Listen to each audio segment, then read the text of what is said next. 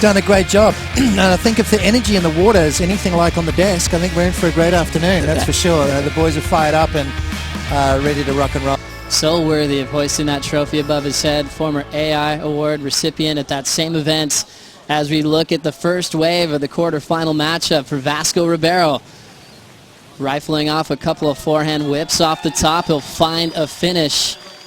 You can see him just safetying through that final turn. It's very important to control your landings, and he'll take the lead off of Jeremy Flores. Into the 50s, now 40th in the world. You know, solid kid as well, you know, really powerful, you can see there.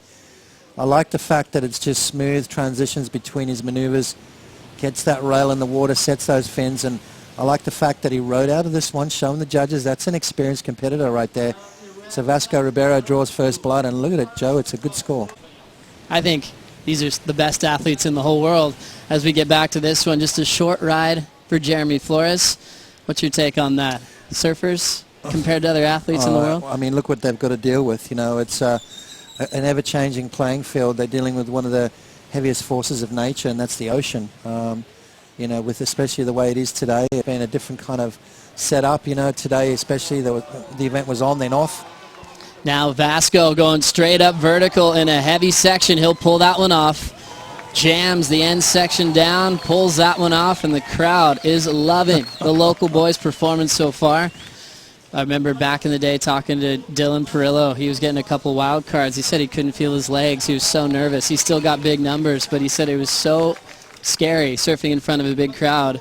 You take a look at this 717 again here, Potts. Yeah, beautiful vertical maneuver, and backed it up with another solid turn. So Vasco Ribeiro just going from strength to strength. You can see it's just, and he's going to be trying to requalify. So Jeremy Flores up and running. Jeremy looking for his best numbers so far. Has some speed. Projection snap off the top to get down the line. Little dagger in the pocket. Coils up for a little end section slash, and he ends up going down. He's had a couple early losses. Those 25ths was when he was trying to make his comeback to form. What do you think about this wave, Potts? Yeah, nice little couple of turns here. Just connects right there. Love the speed he's carrying. That turn right there, beautiful. You can see how confident he is, but then right here, falling off. So you can't be doing that stuff. 3.50. He now needs a 9.84. So got himself down to that single wave required, but it's a huge one. Yeah, it's pretty interesting. I was talking to Vasco's coach, and he was just breaking down the reality of what the situation was at this heat. He said, get out there, get Jeremy on the ropes, and know that you can control the heat. If he gets started and he gets him against the ropes, he's going to be having to try and find waves that he doesn't want to catch. He said he's been all over the world watching Jeremy, the coach has. For this amazing surfing region. Miles and miles of coastline, and he just got another one during that catch-up with Strider. Yeah, look at that critical turn right there from Vasco. Going for that last turn.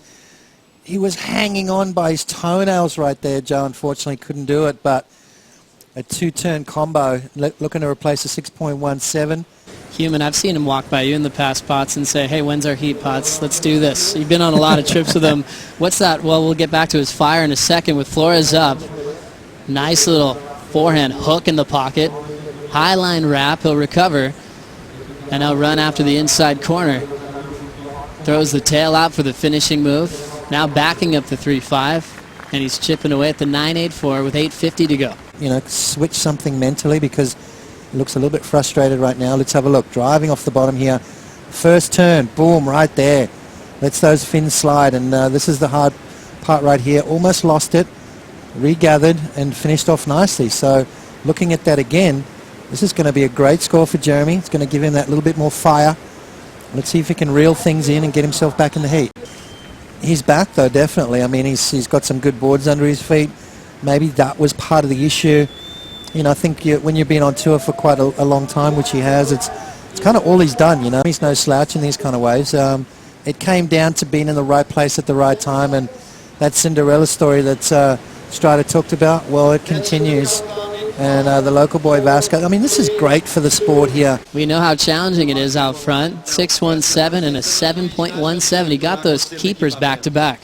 Yeah, you know, that's what you got to do against the top guys. You know, come out the blocks firing, put the pressure on them straight away, and that's strange things happen.